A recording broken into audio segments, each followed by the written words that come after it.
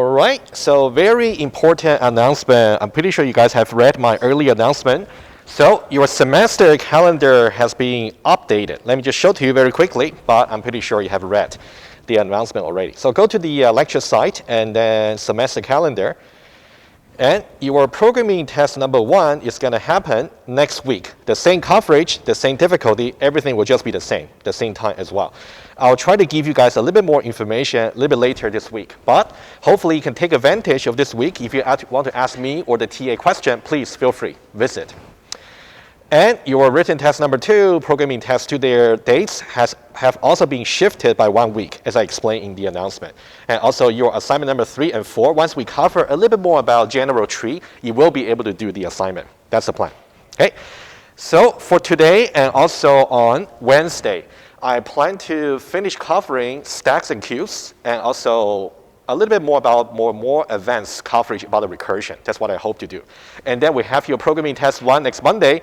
Starting from next Wednesday, we will be able to start talking about trees. It's going to last us until the end of the semester. It's a very important topic, so I definitely want to do it very properly with you guys. Okay, that'll be the plan. And for your programming test 1, you have already received the guide and also the practice test. If you got any question or want to go over a solution with me, just drop by. I'm ready.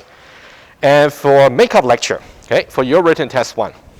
And this one here, no rush, as long as you can complete it by your written test 2, which is about more than 2 weeks from now. So you can definitely finish that and then just get assessed. But you definitely got time to finish that. Where can you find it? Go back to the lectures site, and you will see one row over here is about a makeup lecture. All right.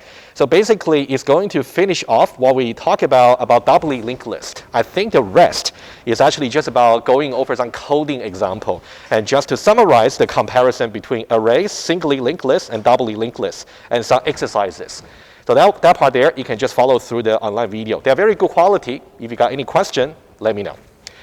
And also a little bit about how you can implement interfaces in Java, which will be also very important for understanding the lecture after the reading week. For now, I'm just going to sometimes remind you about what interface is about. But to really get a better coverage, you better follow this lecture here. So that will really walk you through from scratch. Okay? And by March 20th, make sure you finish that. Okay. Do you guys have any questions to begin with before I move on? All right. Oh, one more thing to say. I really appreciate the comments you guys wrote to me on the midterm course survey. Everything is transparent. I just want to show to you. We received about 44 responses out of 71. Okay. I haven't really read them through just yet, but I'll do that. Anything I can do to help you for your learning, I'll try. Otherwise, you'll be very nice for the next iteration for the course. All right? Anyway, again, thank you so much for participating. And when we get to the final course evaluation, I think maybe late March or early April, you guys have one more opportunity. Hopefully, you can get more bonus. Okay. All right, so today, I'm going to talk about something, new lecture. The slides also on the lecture site. Feel free to download. For this lecture here, it's going to be about abstract data types, stacks, and queues. So let's recap very quickly about what we learned before the reading week. We learned about some basic recursion, right? We kind of review that. And also we learned about asymptotic analysis of algorithm. Given some piece of Java code, how can you derive the big O? Number 3, we talk about singly linked list and doubly linked list. That's what we have covered very thoroughly before the reading week. Okay? And now, you can think about like this. I want you to have this very important mental picture in your mind. Okay? When we talk about data structures, there are different levels. Sorry.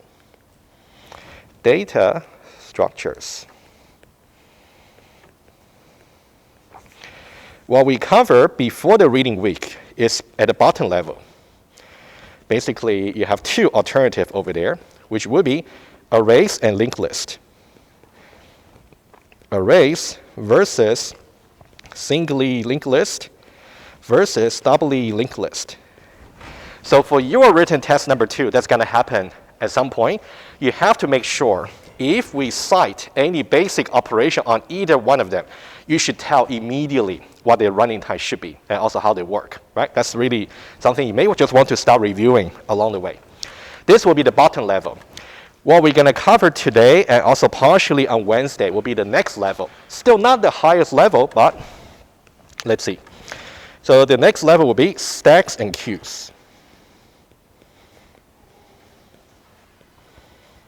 which are themselves very straightforward. So I think it would be the best if we can go over maybe as many examples as we can, just to see how we can apply stacks versus queues. They're very, very useful for your developments of the more advanced data structure.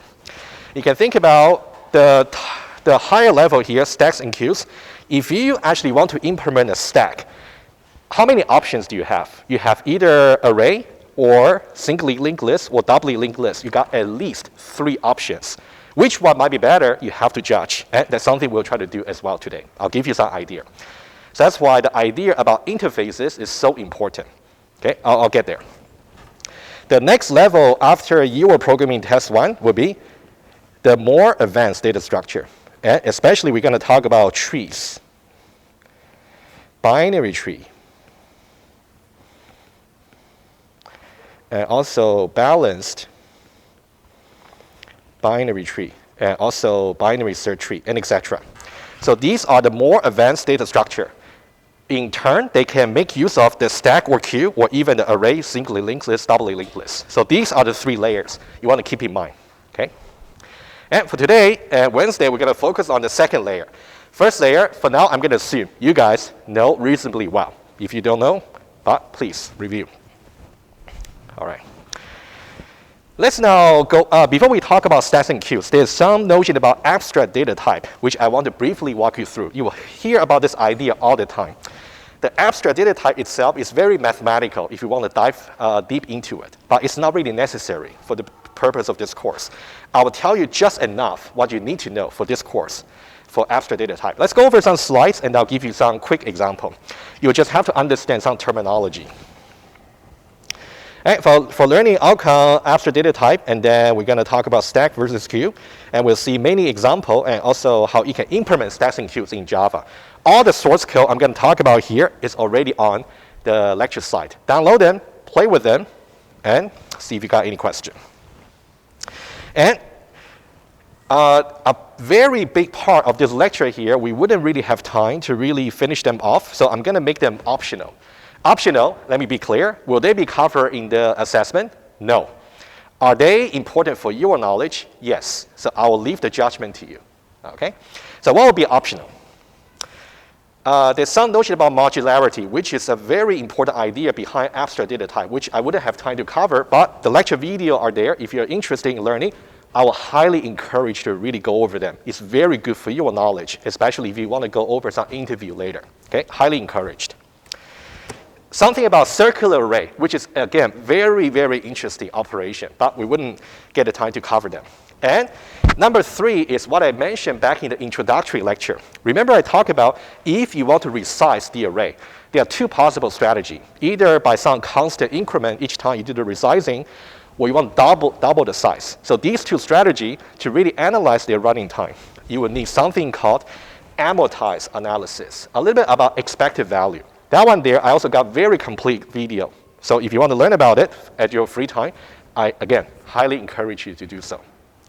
But for the actual lecture, that will be covered in your assessment, like a written test 2, and also the exam. Only things that are not optional, all right? I'll make it clear, okay? But of course, if you study through this lecture, if you want to ask me a question, more than happy to answer you. So I really want to encourage you to learn about these. All right, let's now talk about abstract data type. Okay, so given the problem, you basically want to decompose the solution into modules. You hear about the idea about modules everywhere. Think of modules like a basic units. In Java, a basic unit is like a class or a method. Typically, we say module in Java is like a class. Maybe in other programming language, maybe it's a file, maybe it's a function. So it depends. But in our case, a module is a class. So each module is supposed to implement an abstract data type. But we're going to see Java implementation as we go through stacks and queues. We'll get there. And the module should really filter out irrelevant data, only include what you need. declare attributes and methods that you really need for your application. That's what this means. And the declare data is like attributes. Operation is like methods. And this is a diagram I would like you to remember whenever you want to think about abstract data type. Okay, let me go a little bit over the detail with you. This diagram here. Okay. Think about this is one compartment. This is another one. Okay. The red one here is a little bit like you as a programmer. Whenever you want to design some Java library, or you want to solve some problem, you have to use certain data structure. You have to provide some interface. And we call this unit here the supplier. So this part here is called supplier. Obviously, a supplier provides some certain service. And in order for you to implement the service you want to supply, you have to implement via data structure. What data structure can you choose? In general, each of the 3 layers you have to judge. All right? And what about interface? Interface simply means you got headers of your methods. Okay? Like if somebody want to use your methods, what should they follow? So these are headers of methods. Headers of methods. Okay, which contains, number 1, input types, like a parameter. And number 2, the output, like a return type. And number 3, there should be some description or documentation about what exactly, given the input, what you should really return as the output. In your assignments and programming test, I simply make it very informal just by including comments. In some way, that's like a part of the interface. Okay? So description about going from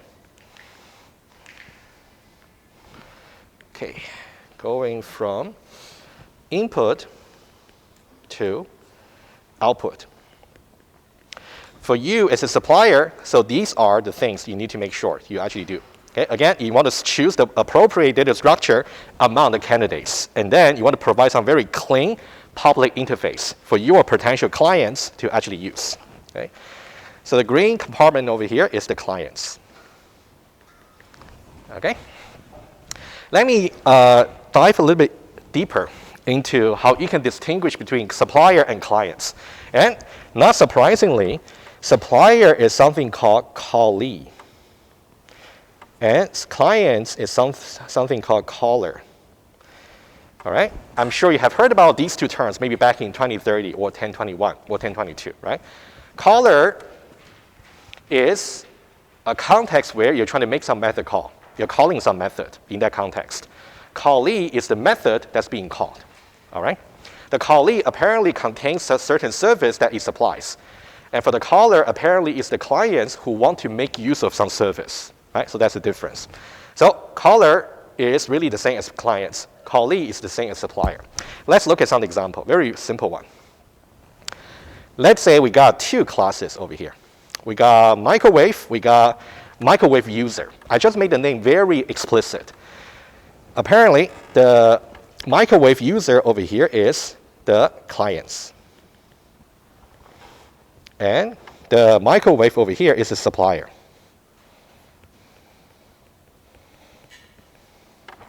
And where exactly do we have that client-supply relationship being executed? Okay, let's take a look. This slide first. Let's say we try to create some supplier objects and it's of type microwave. And then we got some stuff which we want to put into the microwave for heating, let's say. Okay? And then we want to make sure we turn on the power for the microwave. We also lock the door for the microwave. That's really necessary, right? This final line over here is where the client-supplier relationship get executed. Okay, you can think about in client microwave user.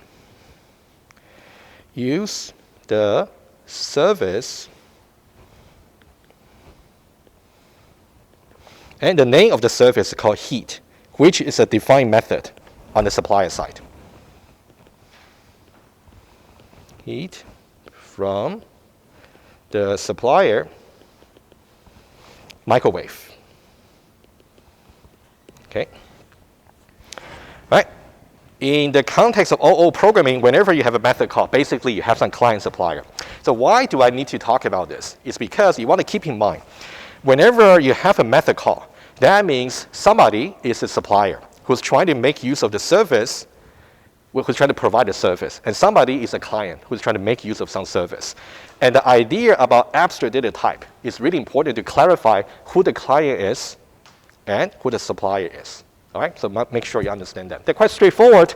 You just have to understand the diagrams and also the terminology. And this is just a table just to say this. Clients, they try to obtain a service. And the supplier, they have to provide a service.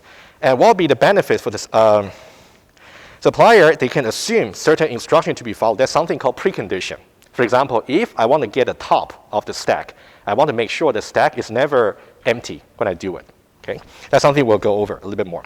So focus more on these two diagrams, just to make sure I understand the term. Guys, any questions so far? Not very technical, but if you got any confusion, now will be the time to ask. Mario.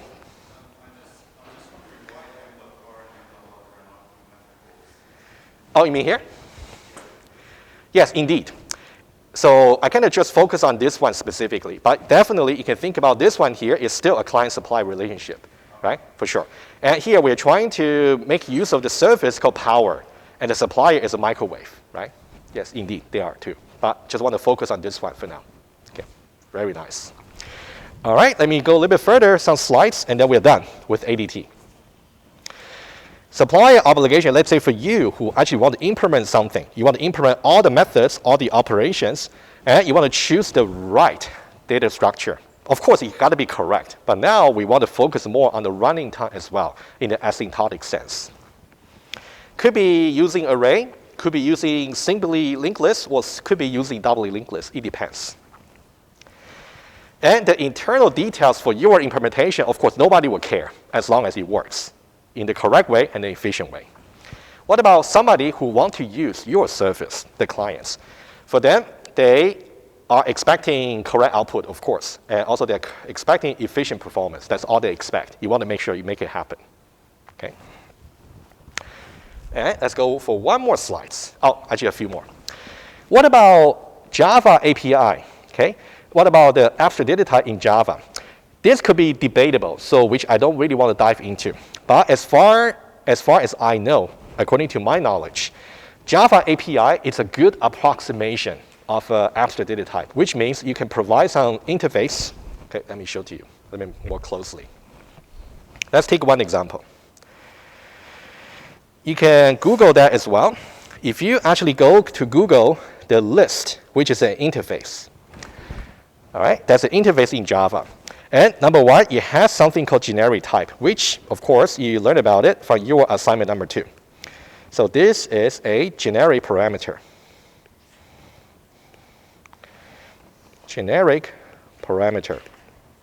When you try to declare some variable of type list, this E here can be string, can be integer, can be any object type, anything you like. That's the beauty about using generics. And there are some description about what this interface is supposed to do. So that's really describing what you can expect for the functionality. So I would say Java interface is not a very bad approximation. You can see the types, you can see description, and also for the different methods, let's say here, this is a different class. You have the method set, right? That one there, the set will take some parameters, the input types. The output type is simply E, right? That's corresponding to whatever this E is instantiated, okay? So now in this case, it tells you about parameters. It will be index here, element here, and also what it is supposed to return, and also what can be the exception that might be thrown from using the service from the supplier, right? So I would say by looking at the API in Java library, it's not a very bad thing of understanding abstract data type.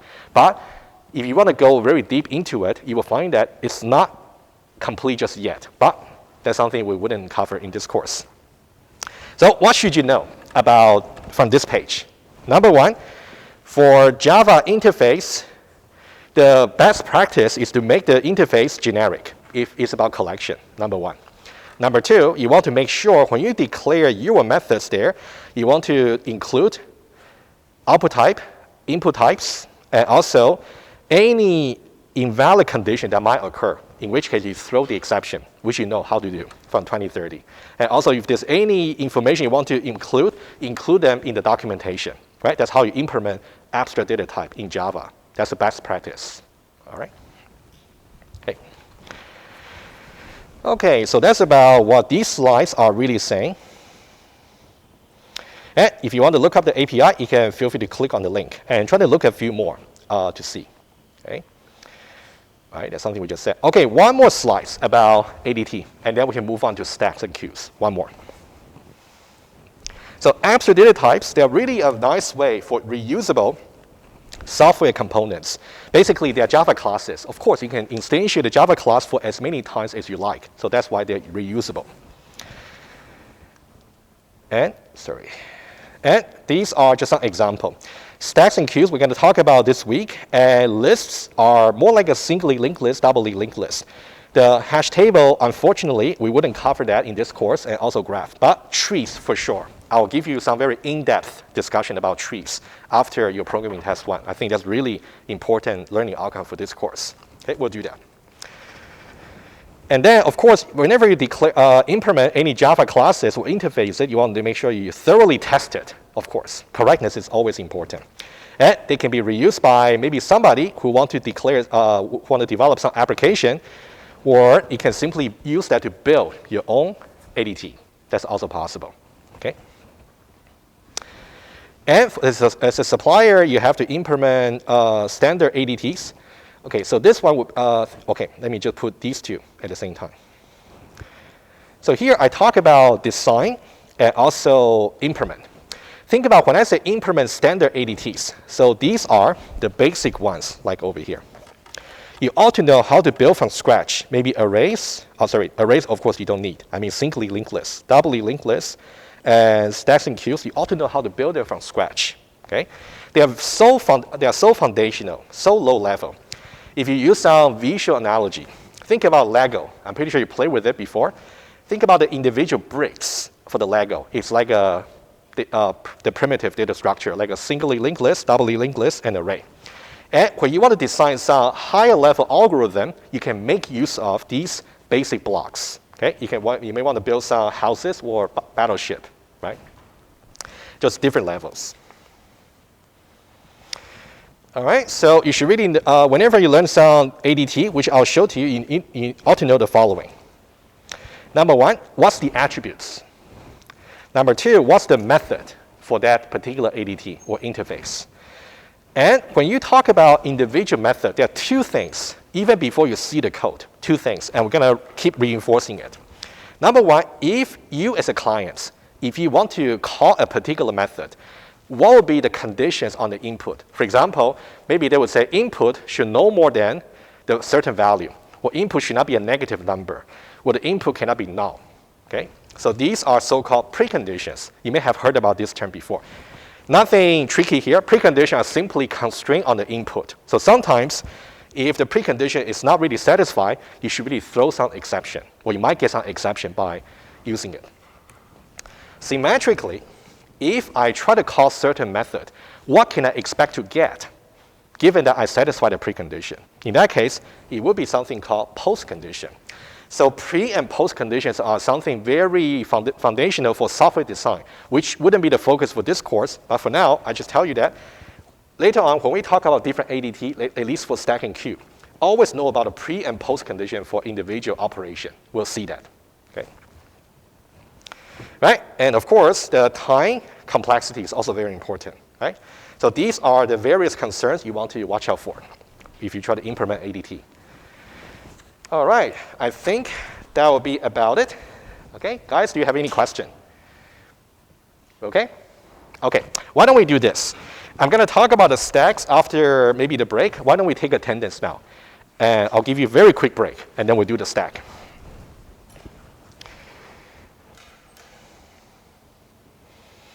Okay, I'll start the class. And then you guys can just get ready. Okay, you can now check in, please.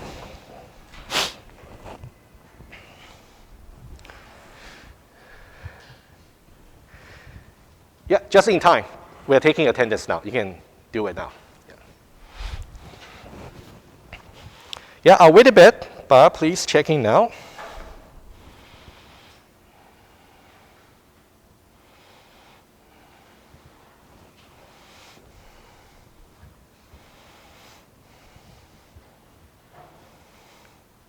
All right, everybody is in.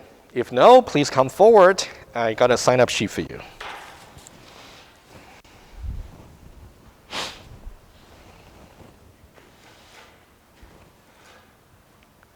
Good? For you?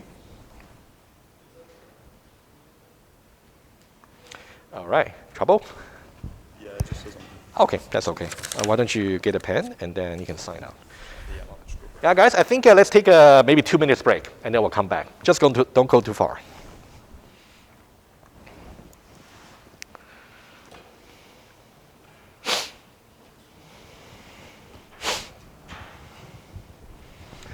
Yeah, if you haven't checked in, please come forward, and I got a sign-up sheet for you.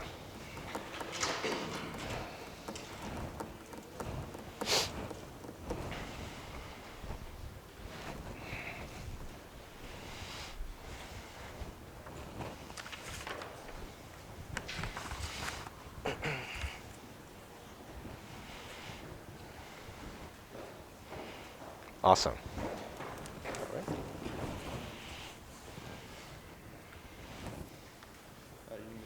Yeah, please do. Yeah, thank you. On a set of questions, I also did this for another one. It doesn't reflect it on iClicker. Oh. Like it doesn't reflect the. You want to drop my office hour at some point, and then we can take a look? Sure. Yeah. Okay. Sounds good.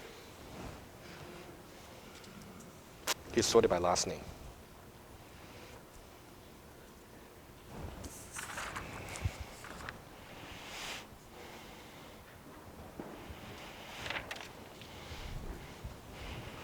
Okay, 1 more minute, and then we'll resume, and we'll talk about Stack.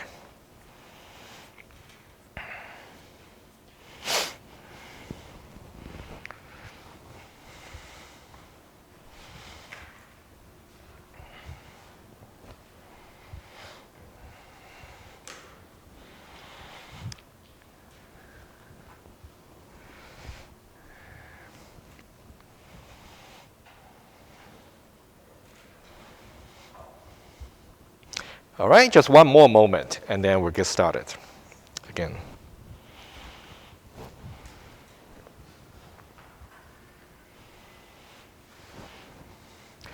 All right, let's now talk about Stack. So what is a stack? Incredibly simple idea. I think you may even know what a stack is because we talk about how you can trace the recursion using a stack. So I will make the introduction and some basic concept very quick, and then we should really go over some interesting example to see how you can use a stack for something else. Okay.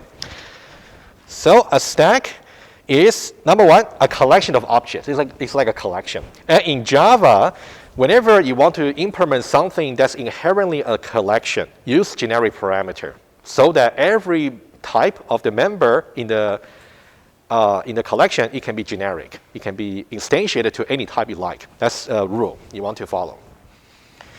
And this is the most important property of a stack. It's called LIFO property, last in, first out. I will illustrate to you in a moment. Basically, it's saying that whatever element that's stored last into the stack, whenever you want to retrieve some element out, that element will be the first one, last in, first out. We'll get there, okay? And so it is important. Given a stack, you cannot access any arbitrary index into the stack like you do for the array or linked list. The only element you can access to the stack will be so-called the top element. Okay, I'll visualize that as well. So number one, really important, cannot access arbitrary element. And you can only access the most recently added element, which is called the top. And some real life example, if you go to some restaurant, for the plate. This one, not too sure if you guys tried that before. Go to some candy shop and try. That's also like an idea for the stack. The candy you put in the most recent, you can get it out the first. All right? That's another example. There are many examples in real life like a stack. Okay? And what about stack ADT? Let's recall what the ADT is. ADT basically has some clean interface, which will tell you the operations you should really support to use that ADT. For each operation, we should really give precondition and postcondition. Keep that in mind. All right, let's take a look. So we got some operation called top. The precondition is, so under what circumstances can you retrieve the top from the stack? When the stack is not empty. Because if the stack is empty, how can you retrieve anything from there, right? Okay, stack is not empty. What about postcondition? So in the postcondition, you ought to describe what's going to be the characteristic of the return value from the top. The element I got back should be the most recently added in element. That's the last in, first out property. All right? Yeah, you can review the top maybe a little bit later. What about the size? So what will be the precondition for the size? Under what circumstances can I inquire about the size of a stack? Will there be any exceptional scenario where I shouldn't inquire the size of the stack? Not really. So none. Logically, just true. That means the precondition is always satisfied. You can always call the size method on the stack. And what you return as a postcondition will be the number of elements that's currently in the stack, the size. And it's empty. This one is like a Boolean operation. Basically, you want to determine whether or not the size is empty. You can do it anytime, so no precondition. And postcondition will be, you just determine whether or not there's no item in the stack. Right? And you have something called push, okay, like an add. So the push is actually, you can push anytime, basically. However, this is some notion here about the stack not being full. We're going to see how we can implement a stack using array versus linked list. In the case of linked list, you don't really have any space constraint. But in the case of array, you have to fix certain size initially. So once you get the size is full, you may have to resize. But in the more general case, if you're developing some application, you may want to restrict the size about a stack. So that's why here I want to go with, you can only push item if the stack is not full just yet, given some preset limit. Okay. And postcondition, you're basically just going to push the item to the top of the stack. So whatever item you push onto the stack becomes the new top, basically. Okay. Up to now, I'm only talking about like a very informal. I describe everything in English. But once we see the code and see some visualization, it'll be more precise. The final operation is something called pop. It's like a delete. Pop is like a removing the top from the stack. Apparently, you can only do it if the stack is not empty. Right? What about postcondition? If you want to pop, that means you're going to retrieve the last added in elements. Okay? So this slide here kind of reinforces the idea about ADT. Again, every operation should have a very clean interface, and also precondition and the postcondition. So these are the ingredients for ADT. Yes? Very good. Yes, exactly. The question was, what's really the difference between top and pop? Both of them will return the current top. But in the case of top, it just return it without removing it. But the pop is going to say, now I'm going to return to you the current top. At the same time, I'm going to remove it. Okay, that's the difference. But we're going to visualize it. Let's now do one example right away. Okay, let's see. Okay, and the very common way of visualizing a stack is by drawing something like this. Okay, that's a stack. Oh, sorry. Let me try again. There we go. Okay. Once we create a new stack, its empty should be just true. Size should be 0. If I try to inquire about the top of the empty stack, I should get some error. It does not satisfy the precondition. There should be some error because the precondition not satisfied. whenever you want to inquire about the top, the precondition is the stack is not empty, but currently it is empty, right? So precondition is not satisfied. So guys, so far, I would say this one might be a little tricky one, right? You want to make sure you understand why, all right? You cannot ask for the top of the stack if it's empty. As easy as that. Yes?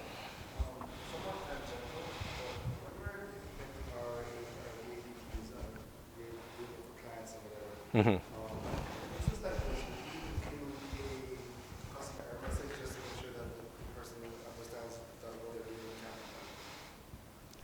Yes, indeed. So in this case, yeah, I see what you mean. So what should we do programmatically?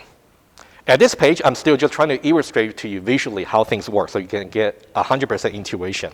In Java, how do you really encode this kind of message when you try to call a method, but the method does not satisfy its precondition? The answer is exception. So you will see that when I give you the Java code, we'll walk through it. You will see that if the current stack is not really, is actually empty, and you are trying to do top, and you will throw some exception. That's what you will see. Okay. All right, let's now do some push and pop operation. Okay. So if I try to do, let's say, push. Okay, push 5, put 5 over here. Is empty, is no longer true. False. Size becomes 1, and the top is now 5. Right? Over here. Let's do another one. Let's say push 3. Push there on top. Is empty, false. Size has become 2. The top has become 3. All right, so far so good. Let's do one more.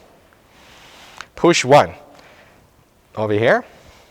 And is empty is apparently false still. Size has become 3. And the top is now 1. So far, it's important to know the following. Let's take a look. So I want you to look at this one here. If you try to go this way, the order in which elements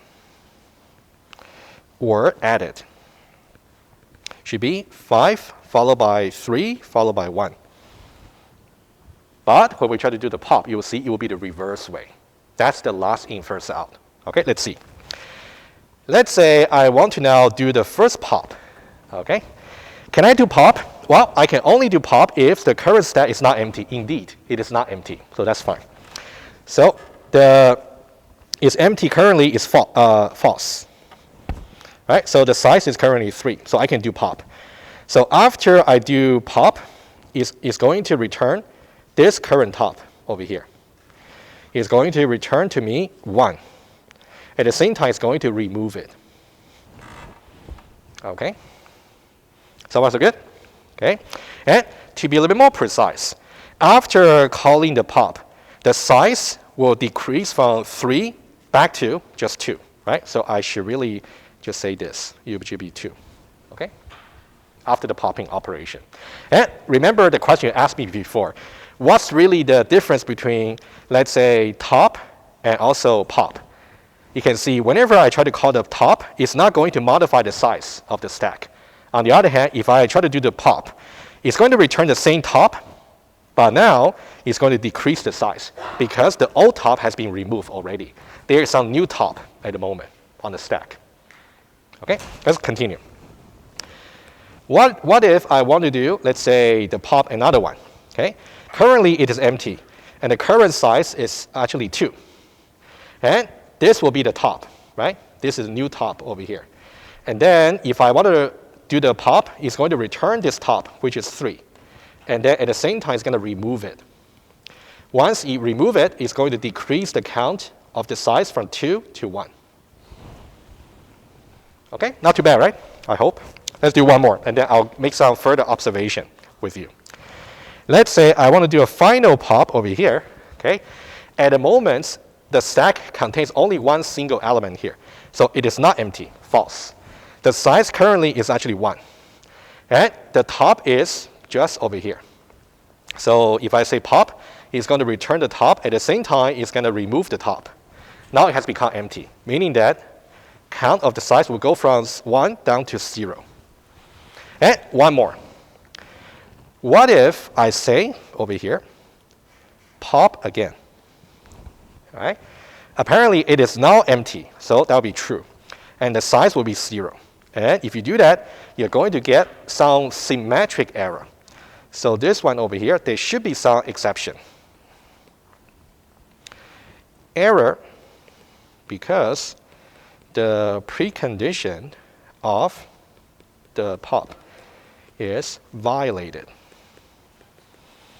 Right? So you really want to pay attention to edge cases. This one and this one. All right, let's now talk about last in, first out. The order in which we try to insert or push the element into the stack is 5 followed by 3 followed by 1. But when we try to do pop one by one, we get 1 back first, and then 3, and then 5. Complete reverse. So if you try to highlight this part over here, okay. So the order in which the elements are retrieved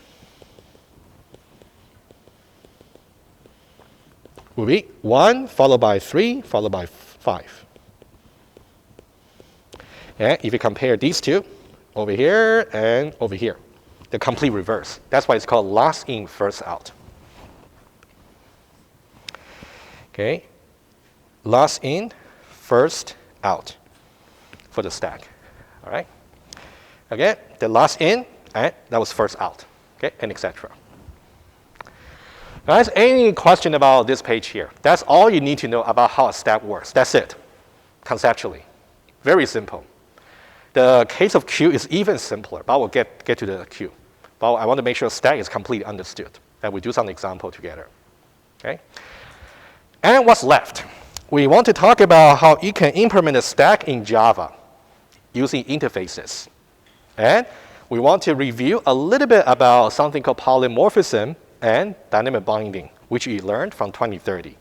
And then we're going to see how you can apply the stack into building some interesting application.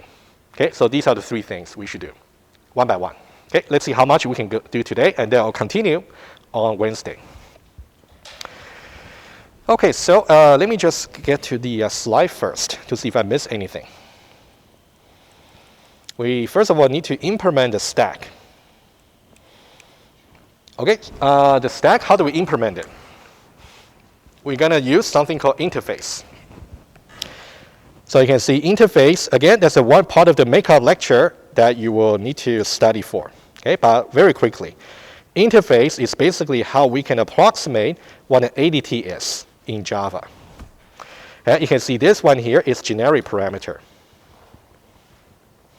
Generic parameter. What's the advantage of this? So when you try to use the stack class or stack interface, you can say stack, and then you can say, I can say stack of string, or I can say the stack of integer. I can put whatever type as long as they are known. And then this can be stack number 1, this can be stack number 2. And then, of course, you're going to put something to initialize the objects. What I try to say here is it can be some string type, or it can be some integer type. So both of these are instantiating the E over here. Again, this is where you declare the generic parameter, and this is where you use them. Okay?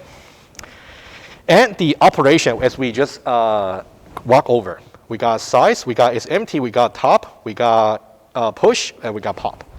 All right? And one thing to say. Let's say in this case, when I declare S1, and I say every element should be of type string, right? So that means when I say pop, it's going to be a string. And, when I say top, and also when I say pop, it's also going to return a string. And similarly, so here for stack number 2 over here, you can see it's integer. So that means it's going to be integer for this one, and integer for this one. I'll write a little bit more code to show to you. Let's say this is what we declare, okay? And then let me do one more illustration. If I say S1, let's say integer, string. So string, and then let's say some value 1 would be, let's say s1 dot pop. You know what? Let me just do one here. Beg your pardon. I want to be very let's say this. S1 dot push. There we go. A. Okay, and then we're going to say here S2 dot push. And then 23. And then we're going to say string some value 1 will be S1 dot pop. And finally, we can say some integer value 2, which will be S2 dot pop. Okay. Of course, I haven't really spoken about exactly what these should be. We'll get to the detail for these two. Okay. But for now, how do you use the stack? For S1, you instantiate every occurrence of E just by string. So that's why when I say push for S1, it should be a string. When I say pop from S1, it should also be a string. Everything will be worked out by the compiler. But for you as a programmer, you should know how to trace it. That's exactly what I'm showing to you here. But I think in your lab number 2, I gave you some background study. I walk even more into the details to walk you through. For now, it's a very quick recap. Okay. And what about stack number 2? For stack number 2, when we declare that, we say that every occurrence of E is going to be instantiated by integer instead. So that's why when you say push onto S2, it should be an integer. If you simply put a string over here, it's going to be compilation error. The compiler would know. You got to be careful. And also for V2, for S2.pop, because it's an integer stack, so it's going to return to you an integer rather than string. All right. So make sure you understand about how to use them in Java. So important. Okay. Guys, any question about this? You okay? Question? Go ahead. Different stack. You can think about S1 here is basically an instance of the stack. It's like one object in the memory. And S2 here is basically just another object. But the way you operate these two objects, you're using the same piece of code. It's just that the same piece of code is actually instantiated into different types. One is for the string, the other one is for the integer. That's how you can think of it. Mm-hmm. Question?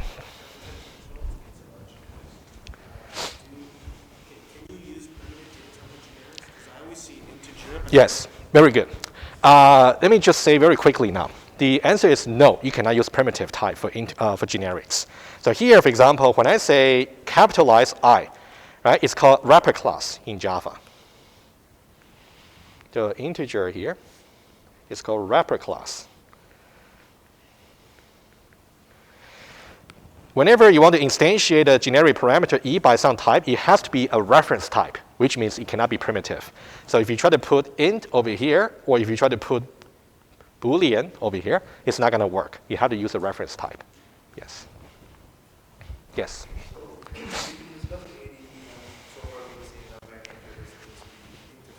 Yes, the way to approximate ADT in Java is by implementing interfaces and it's implementing classes. That's how we do it. Okay, so in this instance, then, for example, we're working with a stack. We created an interface called stack. Mm-hmm. But when I want to actually make an actual stack, say a stack, say a car stack. Mm-hmm. Do I only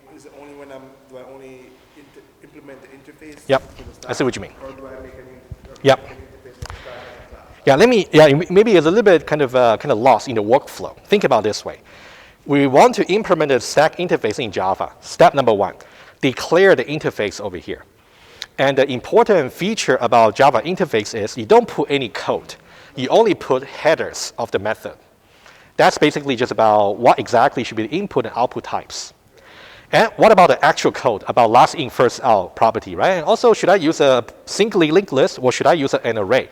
Those will be the decision you have to make in the subclasses of the interface, which we haven't talked about just yet. So you start with the interface, over here, any class that's going to implement this particular interface, they must implement these methods specifically for the input and output types. They cannot change them.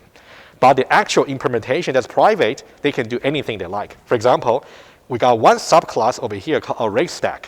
ArrayStack is going to have some private attribute of type array, primitive array. In the case of LinkedStack, it's going to have some private attribute, maybe simply linked list. In that case, these two stacks will work in a very different way at the runtime. But for you as a user, let's say, if you try to use a stack, do you really care how these work? Not really. As long as when you put in the new dynamic type over here on the right-hand side, you choose one. Everything else should really just work. Okay, so the whole purpose of stacks is less about the,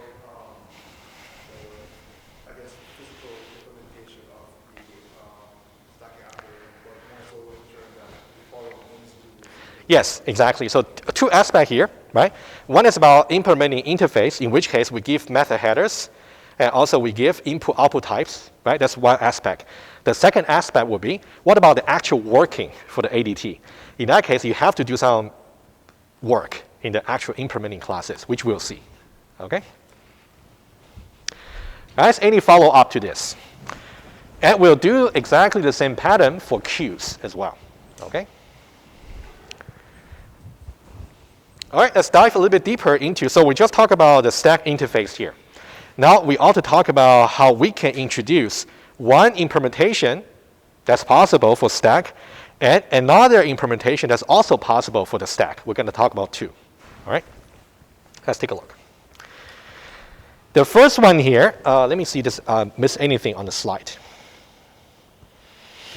Okay, so we're going to talk about alternative implementations, which would be either array or simply linked list. And that will be the diagram I just showed to you.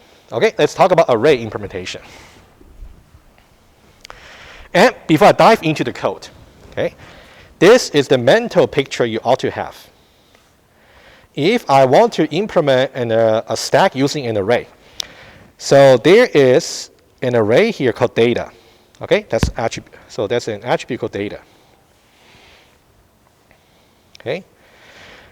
The idea would be, you can think about, you got this entire contents over here. Okay, let's say the array is complete full, just for example. Okay, and only one part is accessible, which will be the top. And here we're treating the end of the array as the top.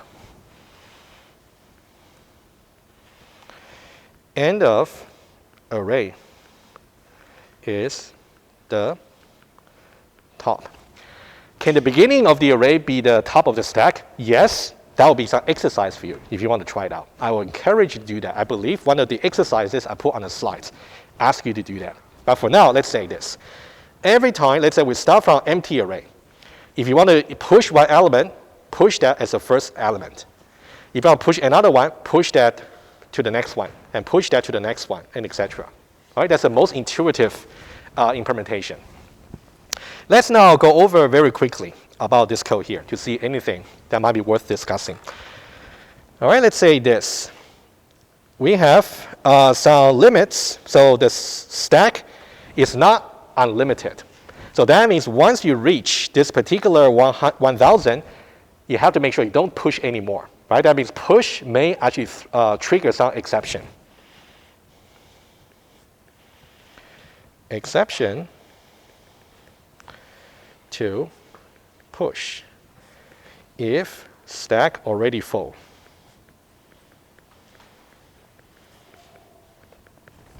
Right? And here we have some counter over here. Because the stack is not necessarily full all the time. So you want to make sure there is an integer, there's an integer index over here called t. It's always going to point to the last element we have just stored. And that one that tells you where the top is. And the top could be here. Let's say the stack has only stored up to here. And if you want to add one more element here, it should really shift the top to here. Right? That's kind of straightforward. Right, let's take a look and see how we can implement it. So this is the constructor for the class, right? We initialize the top to be -1. That means currently the stack is empty, no top. Okay? And you want to watch out for how you can implement this in Java. The way to do it would be you're going to say new object array with the capacity over here. And then you want to make sure you do some casting. This is a workaround for making Java to work. There's no way around. It's just the way it is for Java. All right? And I'm pretty sure you guys know what a cast is from 2030. So the way to create some instance of some generic array over here, right? Let's take a look at this. This is how we declare the data to be, which is generic. E corresponds to the E over here.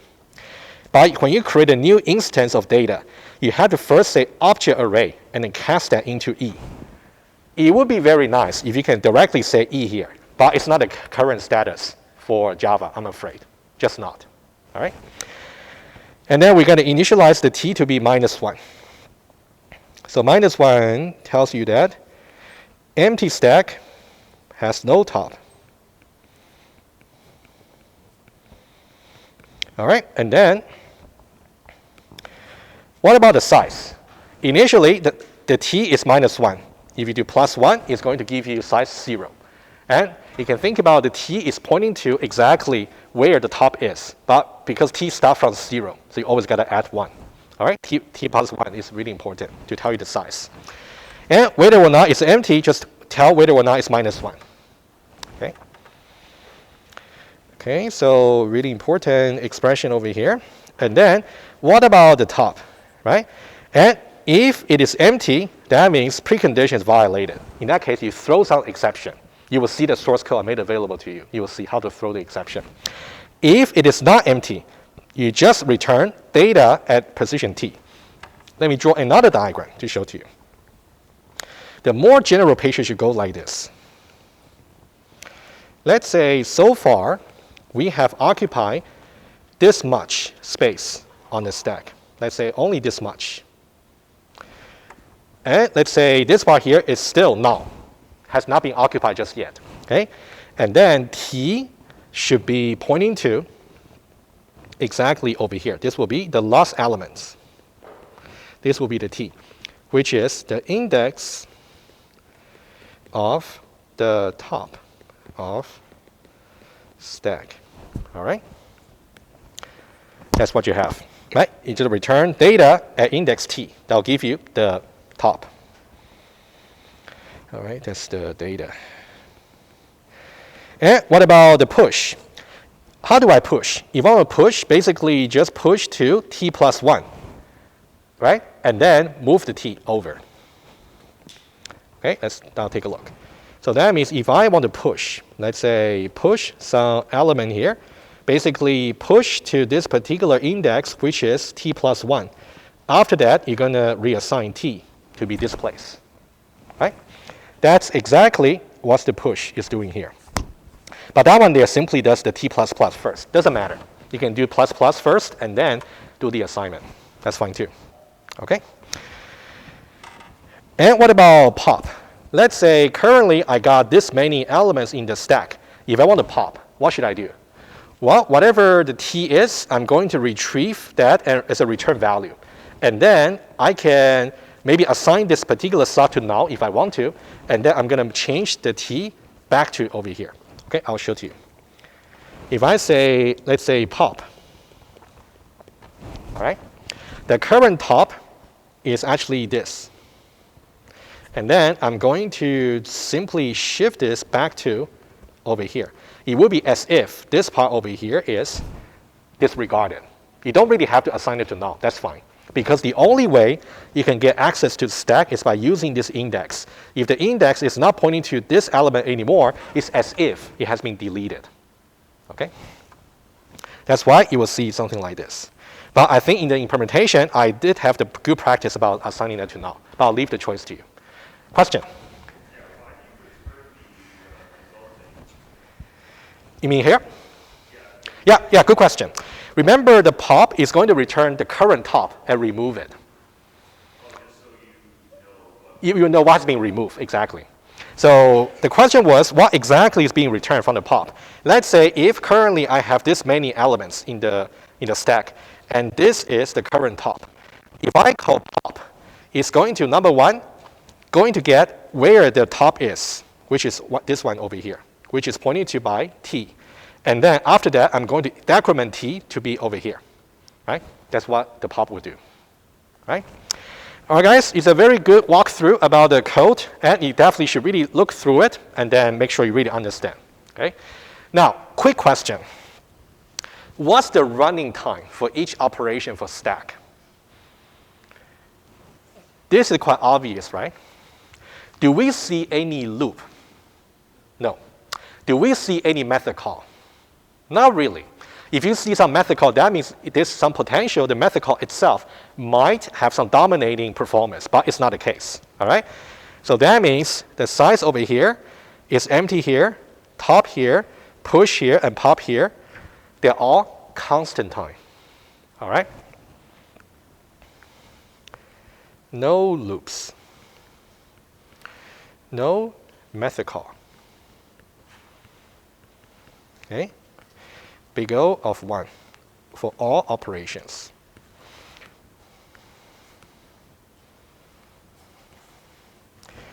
A very good deal. So if you really want to implement a stack, go with the array. Everything is already constant. But for our complete consideration, let's see. What if I decide to change the implementation from array into linked list? And I'm going to talk about one case for you, singly linked list. And then exercise for you, what if I change from singly linked list into doubly linked list? Okay, that's something we'll talk about. Before I move on, do you guys have any question about this?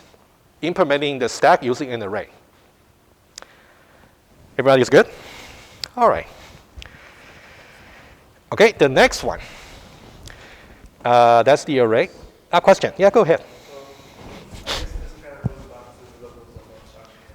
Mm-hmm. Because in our implementation with ArrayStack, obviously we're using the indexes of the array, but we want to black box it so that because it's a stack, the person who's using it Very good. access. Exactly. So it's a very good question asked by your colleague, which I would like to rephrase and just recap. Okay, it's a concluding remark. Think about what's happening over here. Think about when we try to program details. Oh, sorry. When we try to program the details, we are the supplier, right? We know everything about what's private and what's public.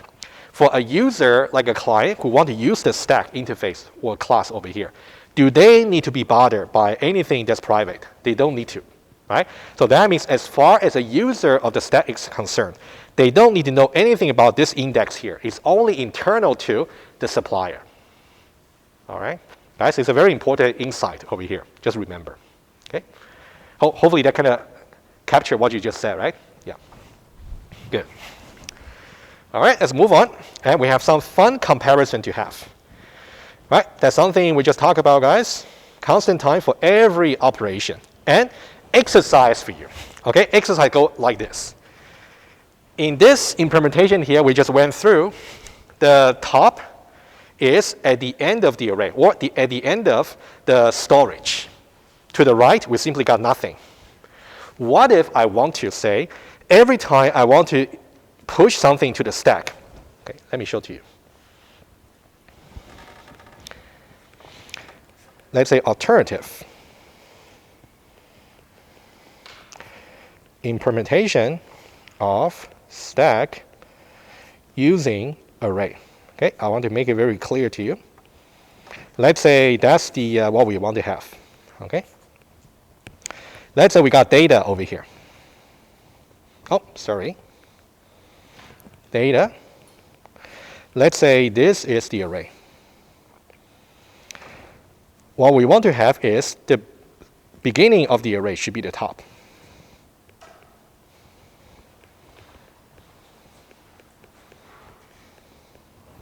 Should be the top of the stack. All right, let's see how that can be done. Well, for the first one, for the first element, if I say push, let's say integer stack, just make it easy. If I say push, it's going to be 23. Okay, I simply put it here. All right. Now, what if I want to do push 46? Can I simply put 46 over here? I cannot, because there's a constraint over here. Beginning of the array should be the top of the stack. After pushing 46, I'm still getting 23 as the top, right? Guys, hopefully that makes sense, right? All right, good. Okay. What should I do? You have to move. Exactly what do I have to move? Exactly. So let's now talk a little bit more general. Okay. Let's say this. Let's say I already got push 23, push 46, and push 69. Let's say that's what I got so far. Okay. I want to make the point a little bit more explicit to you. After this, since we say the beginning of the stack should be, beginning of the array should be the top of the stack. The top should be 69, followed by 46, followed by 23. All right, that's what we have. Let's say we want to do one more push, 102. What should be done exactly? After pushing 102, I want to make sure the beginning of the array should become 102. I cannot just do that, because in that way, I have missed the 69, which might be the result for pop later. So I cannot just do that. So what I should do instead is by doing something like this. Visually, I can do that very easily. Shift everything to the right to make some room. 102. That's the new top. But how did I make the space? I need a loop to shift everything to the right by one position. That one there is going to be linear time, right? It's as if insert to the front in the array, which we spoke about before the reading week. All right? So this part over here, to make room. Okay, that's really important insight to remind you. Okay, to make room for the new top. Shift all items to the right by one position. And that one there is going to be linear. No way around. So what does this tell you? Even if you're claiming that I implemented my stack using an array, that one doesn't necessarily mean you will always get constant time operation, because whether you treat the beginning of the array as the top or you're treating the end of the array as the top, it will make a huge difference. That's the point I want to make. All right? So in the test or in the exam, when I say, okay, so if you try to implement a stack using an array, all the operations are always constant time. True or false? False. Because when you actually try to use the beginning of the array as the top of the stack, you might have linear time when you have to shift everything to the right by one position. All right, hopefully you captured the point, but if not, recording will be available to you, so you can review the point. All right, and let's now move a little bit. Yeah, so we just did the exercise together, all right? Okay, so this question here, what if the preset capacity turned out to be insufficient? So let me show to you what I meant by that. You can see over here, we have the maximum capacity to be 1,000. And in the case of the push, we say that if the current size is already reaching the maximum, we're going to give some exception. Now, let's say I really don't want to bother the user by this. From their point of view, they should really get some unlimited size, like a stack. There is something called dynamic array, okay, which is optional. But I'll just point out to you how interesting it could be and how relevant it is. So I'm going to write down over here. Okay, this is the constraint. To relax this constraint, you can use something called dynamic array. And I'll give you the conclusion right away. Number one, you want to use a dynamic array that's using some doubling strategy, which means every time you want to resize the array, double the size. Number 2, we set the amortized running time of the push is going to be big O of 1. Not the regular running time will be big O of 1, but the amortized running time. And I'm only telling you the conclusion over here. But if you guys are interested in finding out point number 1 and point number 2, there'll be some optional lecture for you to follow. Again, it's optional. All right? But I really encourage you to find out for yourself out of curiosity. Okay, so let's now talk about some other implementation. We talk about how you can use an array, either treating the beginning or the end as the top. So let's talk about singly linked list. We got the similar 2 options for us. If I want to use a singly linked list to implement a stack, where it can be the top? Can be the first, or the head, or it can be the tail, right? So let's compare these 2 strategies. And I don't really have any code to show you, except for one block. How do you implement that? Let me show it to you. And then we'll talk about running time. So in Java, this is what you will have to do. Okay? So you will declare some class LinkedStack, which implements the stack. So this declaration here is corresponding to, if you recall this architecture diagram, the LinkedStack implements the stack. All right? That's the correspondence you want to watch out for. All right? And then let's say this. And you just need some private attributes, singly linked list, and then list. So no array, just singly linked list. All right? It's a different class. However, I do want to remind you over here. So when you say singly linked list, there's always a question. Where is the top?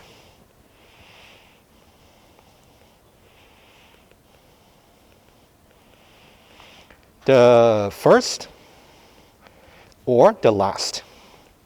So these two possibilities can give you 2 different strategies. That's what we're going to talk about.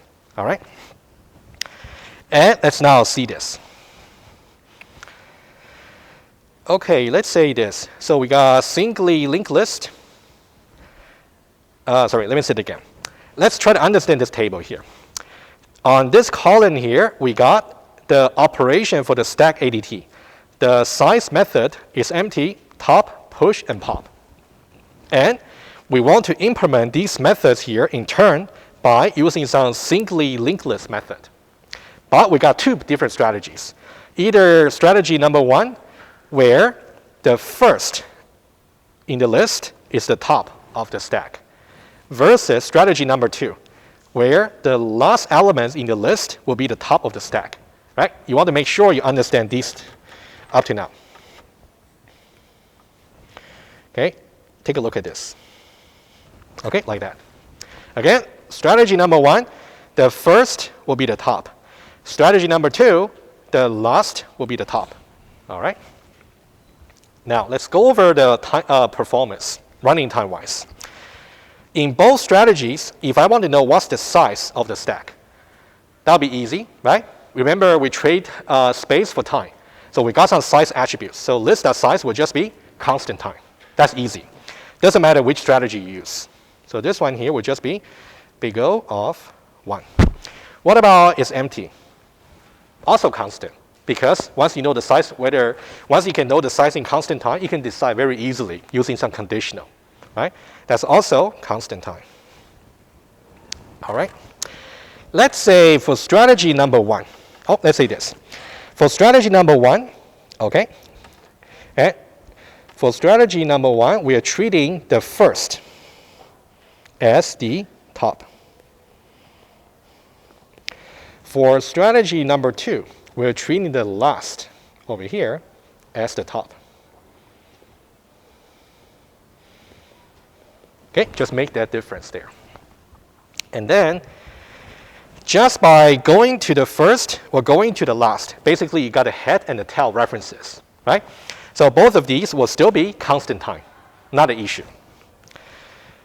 So this will be constant time. You can just retrieve the head. This one here will also be constant time. You can just retrieve the tail. Right? Pretty easy, right? Now, let's talk about push. If I want to push for the first strategy, because the top is at the front, if I want to push, that means I want to add first into here. Agree? How do we add first, if you recall? Well, I need to create a new node over here, and then somehow this one should not be here anymore. That one should be here.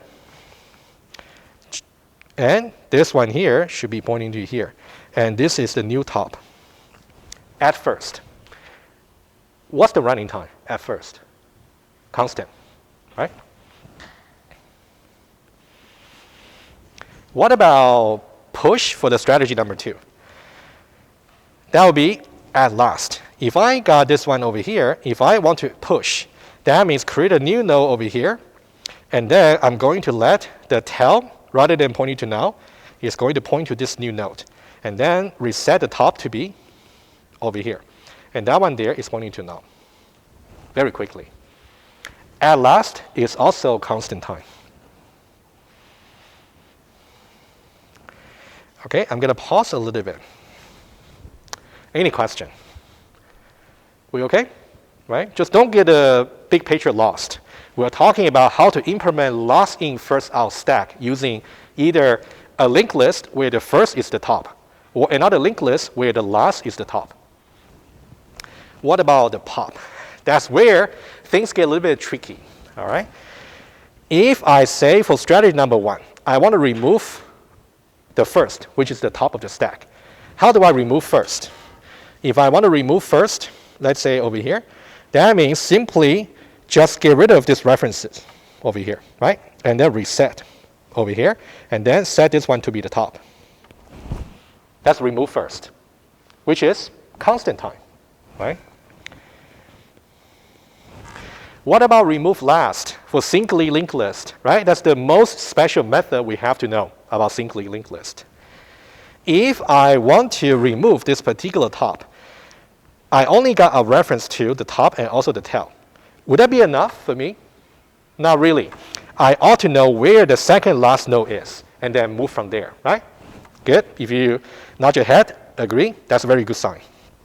Okay, so for this one here, I should really get the second last node, which will be big O of n. From there, I can actually try to remove these references and set this one to be null. All right, so this one here will be big O of n. Big O of 1 versus big O of n, because we got removed last. All right? Guys, are we okay about this, right? Implementing the stack using, so far we talked about 4 possible implementation. For array, we got 2. For syncly linked list, we also got 2. Exercise for you, okay? Important.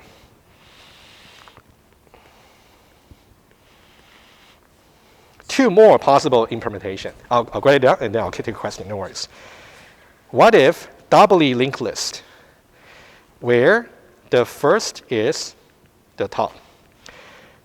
Doubly linked list where the last is the top. I will help you a little bit. Let me just mention that verbally. Okay? We said before, whatever method you can use for syncly linked list, you can also use it for doubly linked list. Doubly linked list. They're basically the same. But is there any method here that's going to improve its performance? Why? Sorry, say it again? Yes, why? Since you have reference to the last, you have reference to the last, the second last. Yeah, exactly. So because for the remove last, for the doubly linked list, you can simply just go use the previous reference for the, it will be the trailer previous, which will give you the second last node, right? That will be constant time. So guys, this will require you to really make sure you study for doubly linked list, all right? Okay. Question? I'll answer them. So remove last is O of n, right? Because you have to reference the second last Mm-hmm. node. But wouldn't that only be because in Java you can't manually memory the last element? Yeah. The way I see it, if you just remove the last element, Yeah, let's talk about your question maybe offline. Let's talk about it.